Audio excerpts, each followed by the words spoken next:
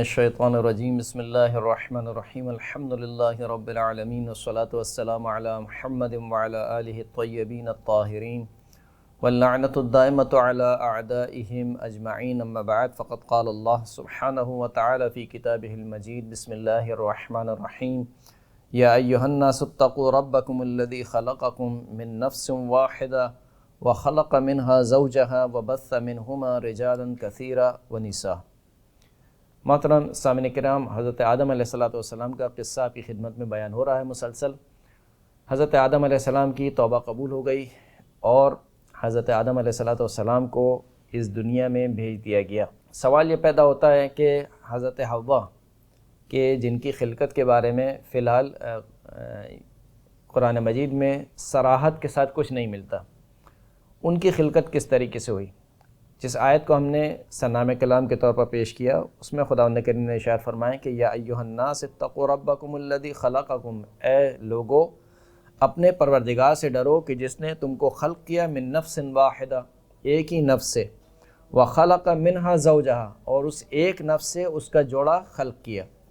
وبث منہما رجالا کثیرا ونساء، اور ان دونوں سے یعنی حضرت آدم اور حضرت حوا سے پھر بہت سے مرد اور بہت سی عورتیں زمین میں پھیلا دیں۔ یہ جو خداوند کریم نے ارشاد فرمایا کہ وَخَلَقَ مِنْهَا زَوْجَهَا، اسی نفس سے، یعنی پہلے وہ نفس خلق ہوا اور پھر اسی نفس سے ہم نے اس کے جوڑے کو خلق کیا۔ اس سے بظاہر یہ سمجھ میں آ رہا ہے کہ حضرت حوا کی جو خلقت تھی وہ خود حضرت آدم سے ہوئی۔ اب حضرت آدم علیہ السلام سے کیسے خلقت ہوئی؟ جیسے کہ بعض مفسرین اس تفسیر کی طرف چلے گئے ہیں اور کچھ روایت بھی نقل ہوئی ہیں، غالباً یہ روایت نقل ہوئی ہیں اور شیعہ سنی دونوں کتابوں میں بہرحال یہ روایت پائی جاتی ہیں، لیکن بظاہر یہ جو تفسیر ہے یہ توریت سے لی گئی ہے، کیونکہ توریت میں جو سفر تکوین ہے اس میں اس طریقے سے بیان ہوا ہے کہ فَأَوْقَعَ الْإِلَٰهُ الرَّبُّ ثَبَاتًا عَلَىٰ آدَمَ فَقَامَ فَأَخَذَ وَاحِدَةً مِّنْ أَضْلَاعِهِ وَمَلَأَ مَكَانَهَا لَحْمًا وَبَنَى الرَّبُّ الْإِلَٰهُ الضلع التي أخذها من آدم امرأة وأحضرها إلى آدم فقال آدم هذه الآن عظم من عظامي ولحم من لحمي ترعى امرأة لأنها من أمري أخذت۔ یہ عبارت توریت میں نقل ہوئی کہ پروردگار عالم نے جو حضرت آدم علیہ السلام کی پسلیاں تھیں ان پسلیوں میں سے ایک پسلی کو لیا اور اس کی جگہ پر گوشت کو پر کر دیا،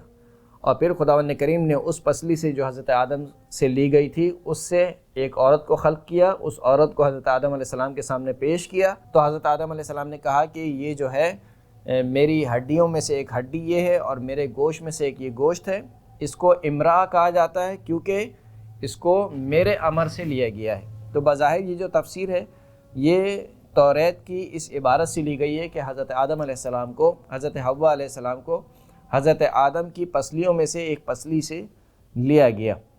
لیکن بظاہر یہ جو تفسیر ہے یہ صحیح معلوم نہیں ہوتی ہے، اس لیے کہ یہاں پر جو خداوند کریم نے الفاظ استعمال کیے کہ وَخَلَقَ مِنْهَا زَوْجَهَا، کہ اسی نفس سے واحدہ سے خداوند کریم نے اس کا جوڑا خلق کیا۔ یہاں پر منہا کو اگر من کو تبعیض کے معنی میں لیں گے، یعنی اس میں سے بعض میں سے اس کا جوڑا بنایا، یعنی پہلے ایک نفس کو خلق کیا پھر اس نفس میں سے بعض کو لیا اور بعض سے اس کا جوڑا بنا دیا۔ اگر یہ من کو تبعیض کے معنی میں لیں گے تب تو یہ تفسیر جو ہمارے سامنے پیش کی گئی وہ تفسیر کسی قدر قابل توجہ ہے، لیکن یہاں پر من تبعیض نہیں ہے، من جنسیہ ہے۔ من جنس کا مطلب کیا ہے؟ یعنی خداوند کریم نے ایک نفس سے واحدہ کو خلق کیا پھر اسی کی جنس سے اس کا جوڑا بنایا، نہ یہ کہ اس میں سے ہی کچھ لیا اور اس سے اس کا جوڑا بنا دیا، یہ معنی مراد نہیں ہے، بلکہ اسی کی جنس سے، جیسے آپ کہتے ہیں کہ خاتم من فضۃ، کہ یہ انگوٹھی ہے کس سے، یعنی اس کی جو جنس ہے یہ چاندی سے ہے، اس کا مطلب یہ نہیں ہے کہ یہ چاندی سے لی گئی ہے۔ اسی طریقے سے یہاں پر بھی کہا کہ وَخَلَقَ مِنْهَا زَوْجَهَا، یعنی من جنسها زوجها، اسی کی جنس سے اس کا جوڑا بنا دیا، تو یہ معنی مراد ہے۔ جیسے کہ ایک اور آیت میں خداوند کریم فرماتا ہے کہ وَمِنْ آیَاتِهِ أَنْ خَلَقَ لَكُم مِّنْ أَنفُسِكُمْ أَزْوَاجًا لِتَسْكُنُوا إِلَيْهَا، خداوند کریم کی نشانیوں میں سے ایک نشانی یہ ہے کہ اس نے تمہارے لیے تمہارے ہی نفسوں میں سے جوڑا بنایا، لِتَسْكُنُوا إِلَيْهَا، تاکہ تم اس کی طرف سکون حاصل کرو۔ تو یہاں پر بھی من انفسکم، تمہارے نفسوں میں سے ہی جوڑا بنایا۔ اب اس کا یہ مطلب نہیں ہے کہ ہر ایک کی جو بیوی ہے وہ شوہر کی پسلی سے لی گئی ہے، مثال کے طور پر یہ شوہر کا کچھ گوشت لے کر اس کی بیوی بنا دیا گیا ہے، ایسا نہیں ہے، بلکہ مراد یہ ہے کہ تمہاری جنس سے، یعنی جس طریقے سے تم بنی نوع آدم ہو، تم جو ہے وہ آدم کی اولاد میں سے ہو، انسان میں سے ہو،